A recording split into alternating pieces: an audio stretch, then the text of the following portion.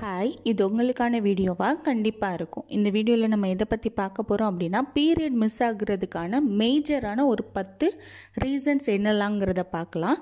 கூடவே அதில் என்ன மாதிரியான ரீசன்ஸ்லாம் இருக்கிறப்போ நமக்கு வந்து அது ஈஸியாக க்யூர் பண்ண முடியும், என்ன மாதிரியான ரீசன்ஸ் இருந்துச்சு அப்படின்னா ப்ராப்பரான ட்ரீட்மெண்ட் எடுத்துக்கணும் அப்படிங்கிறத பற்றியும் ரொம்ப டீட்டெயிலாக பார்க்கலாம். அதுக்கு முன்னாடி நீங்கள் இன்னும் சேனலை சப்ஸ்கிரைப் பண்ணலைன்னா கண்டிப்பாக மறக்காமல் சப்ஸ்கிரைப் பண்ணிடுங்க.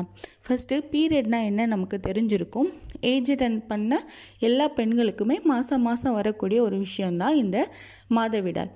ஸோ இது வந்து உங்களுக்கு 21 டேஸ்க்கு ஒன்ஸ் வந்துடுது அப்படின்னா இது ரெகுலர் பீரியட் தான். அதே மாதிரி 40 டேஸ்க்குள்ளே உங்களுக்கு பீரியட் வந்துடும் அப்படின்னா அதுக்கும் ரெகுலர் பீரியட் தான். உங்களுக்கு எப்போ 21 டேஸ்க்கு முன்னாடியே பீரியட் வருது இல்லை 45 டேஸ் தாண்டி தான் உங்களுக்கு பீரியட் வருது அப்படின்னா அதெல்லாமே இர்ரெகுலர் பீரியடில் வரும். இதுக்கு தான் உங்களுக்கு என்ன மாதிரியான ரீசன்ஸ் இருக்கலாம், அவங்களோட உடம்பு என்ன மாதிரியான ப்ராப்ளம் இருக்கலாம் அப்படிங்கிறத ஒரு 10 ரீசன்ஸாக நம்ம டிவைட் பண்ணியிருக்கோம். இதில் ஃபஸ்ட்டு 5 ரீசன்ஸ் வந்து உங்களால் ஈஸியாகவே க்யூர் பண்ண முடியும். ஸோ நீங்கள் வந்து ஈஸியாக க்யூர் பண்ணுற மாதிரியான விஷயந்தான். உங்களுக்கு இந்த இர்ரெகுலர் பீரியட் இருக்குது அப்படின்னா நீங்கள் வந்து அதை வீட்லேயே நீங்கள் சரி பண்ணிக்கலாம். இல்லை உங்களுக்கு வந்து இல்லை இது அடுத்த நெக்ஸ்ட்டு 5ல் இருக்குது அப்படின்னா நீங்கள் கண்டிப்பாக ப்ராப்பராக ஹாஸ்பிட்டல் போய் ட்ரீட்மெண்ட் எடுத்துக்கிட்டீங்க அப்படின்னா நீங்கள் ப்ரெக்னென்சிக்கு ட்ரை பண்ணுறப்போ இன்னும் ரொம்ப ஈஸியாக இருக்கும் உங்களுக்கு ப்ரெக்னென்சி கிளிக் ஆகுறதுக்கு. ஸோ என்ன மாதிரியான ரீசன்ஸ்ன்னு பார்க்கலாம். ஃபஸ்ட்டு மேஜர் ரீசனே ஸ்ட்ரெஸ் தான். ஸ்ட்ரெஸ் ஆகுறப்போ இல்லை நம்ம ரொம்ப டிப்ரெஷனில் இருக்கிறப்போ நம்மளோட பாடியில் நம்மளோட ஹார்மோன்ஸ் எல்லாமே ஒழுங்காக வேலை செய்யாது. அப்போ அந்த ஹார்மோன்ஸ்க்கு வந்து பீரியட் ஆகணும் அப்படிங்கிற இன்ஸ்ட்ரக்ஷன் வந்து கரெக்டாக போய் கன்வே ஆகாததுனால நமக்கு பீரியட் டிலே ஆகலாம். ஸோ இது வந்து ஈஸியாகவே க்யூர் பண்ணக்கூடிய ஒன்று தான். நம்ம வந்து ஸ்ட்ரெஸ்ஸாக இல்லாமல் நம்ம நார்மல் ஆகுறப்போ இல்லை நல்லா தூங்கி ரெஸ்ட் எடுக்கிறப்போ இது சரியாயிரும். ஸோ செகண்ட் ரீசன் என்ன அப்படின்னா வெயிட்டு கம்மியாக இருக்கிறது. நம்மளோட உடம்புக்கும் நம்மளோட ஹைட்டுக்கு நம்மளோட ஏஜுக்கு தக்கன பிஎம்ஐயில் இல்லாமல் அதை விடைக்கும் கம்மியாக இருக்கிறப்போ நமக்கு வந்து இந்த இர்ரெகுலர் பீரியட்கான ப்ராப்ளம்ஸ் வந்து இருக்கும். இதுவும் ஈஸியாகவே நம்ம வந்து க்யூர் பண்ணிக்கலாம். வெயிட் அதிகமாக இருந்தால் தானே ப்ராப்ளம்னு சொல்லுவாங்க. நான் அப்படி தானே கேள்விப்பட்டிருக்கேன். அப்படின்னா வெயிட்டு கம்மியாக இருக்கிறதுமே ஒரு இர்ரெகுலருக்கான ஒரு ரீசன் தான். எதுக்காக அப்படின்னா இப்போ நான் டயட்டில் இருக்கிறேன், நான் வந்து ஹெல்த்தியான ஃபுட்டாக சாப்பிட்றேன் அப்படின்னு சொல்லிட்டு நம்ம உடம்புக்கு தேவையான நியூட்ரிஷன் எடுக்காமல் எனர்ஜியை எடுத்துக்காமல் நம்ம ரொம்ப கம்மியான ஃபுட்டு சாப்பிட்றப்போ நம்ம உடம்புக்கு தேவையான நியூட்ரிஷன் இருக்காது, எனர்ஜி இருக்காது, ஸோ விட்டமின்ஸ் எதுவுமே கிடைக்காது. இதனால் நம்ம பாடி வந்து இர்ரெகுலர் பீரியட்க்கு தான் சேஞ்ச் ஆகும். ஸோ நீங்கள் உங்களுக்கு வெயிட் கம்மியாக இருக்குது அப்படின்னா நீங்கள் அதை உங்களோட ஹைட்டுக்கும் உங்களோட ஏஜுக்கும் ஏத்தாப்பில் கொஞ்சம் இன்க்ரீஸ் பண்ணிக்கோங்க. தேர்ட் ரீசன் வந்து எல்லாருக்குமே தெரிஞ்சுதான், வெயிட் அதிகமாக இருக்கிறது. வெயிட் அதிகமாக இருக்கிறப்போ நமக்கு உடம்புல ஹார்மோனல் இஷ்யூஸ் இருக்கும். ஸோ நீங்கள் வந்து வெயிட்டை கண்டிப்பாக கம்மி பண்ணணும். இதுக்கு நீங்கள் வாக்கிங் போனால் கூட போதும். ரொம்ப ஹெவி ஒர்க் அவுட் தான் பண்ணணும்னு இல்லை, நார்மலாக டெய்லியும் ஒரு 1 hour வாக்கிங் போகிறதுனாலே உங்களுக்கு வெயிட் நல்லாவே கம்மியாகும்.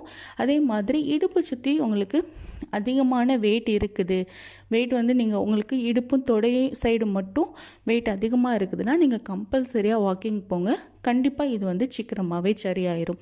ஃபோர்த்து ரீசன் என்ன அப்படின்னா பிசிஓடியும் வந்து உங்களுக்கு பெரிய ப்ராப்ளம்லாம் இல்லை.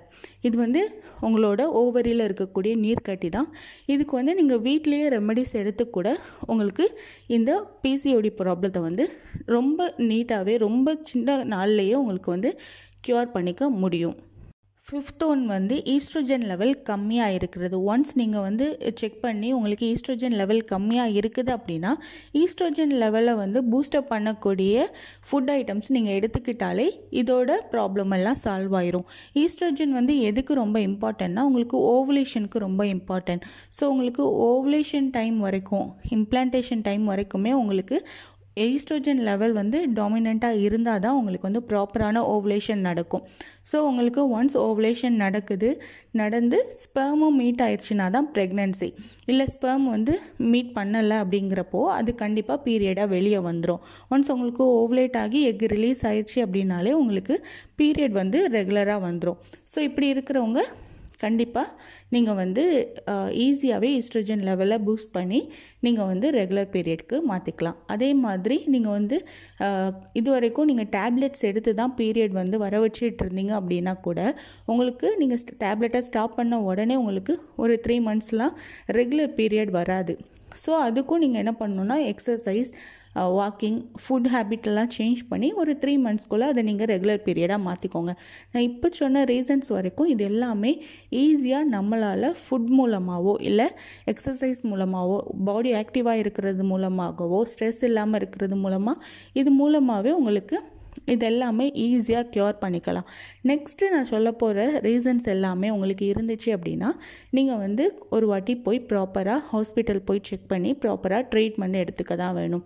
அதில் ஃபர்ஸ்ட் ஒன் என்ன அப்படின்னா, உங்களுக்கு சுகர் இருக்குது அப்படின்னா கண்டிப்பாக நீங்கள் போய் ப்ராப்பர் டெஸ்ட் எடுத்துக்கணும்.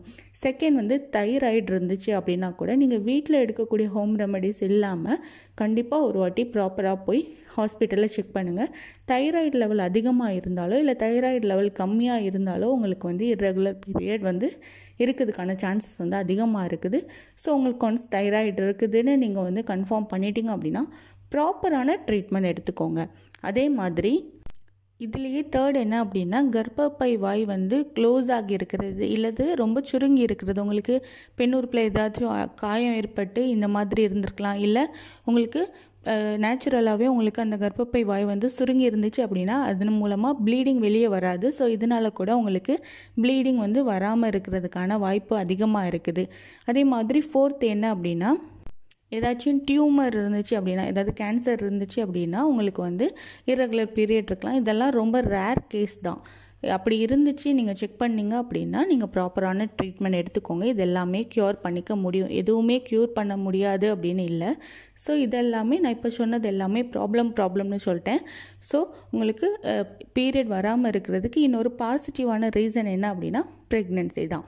ஸோ நீங்கள் ப்ராப்பராக ப்ரெக்னென்சிக்கு செக் பிளான் பண்ணிகிட்ருக்கீங்க, ப்ராப்பராக ட்ரை பண்ணிகிட்ருக்கீங்க அப்படின்னா உங்களுக்கு 40 டேஸ் ஆச்சு, 45 டேஸ் ஆச்சு பீரியட் வரல அப்படின்னா நீங்கள் ஒரு வாட்டி கிட்டில் செக் பண்ணி பாருங்கள். ஃபெயிண்ட் லைன் வந்தால் கூட இன்னும் ஒரு 2 டேஸ் வெயிட் பண்ணி செக் பண்ணி பாருங்கள்.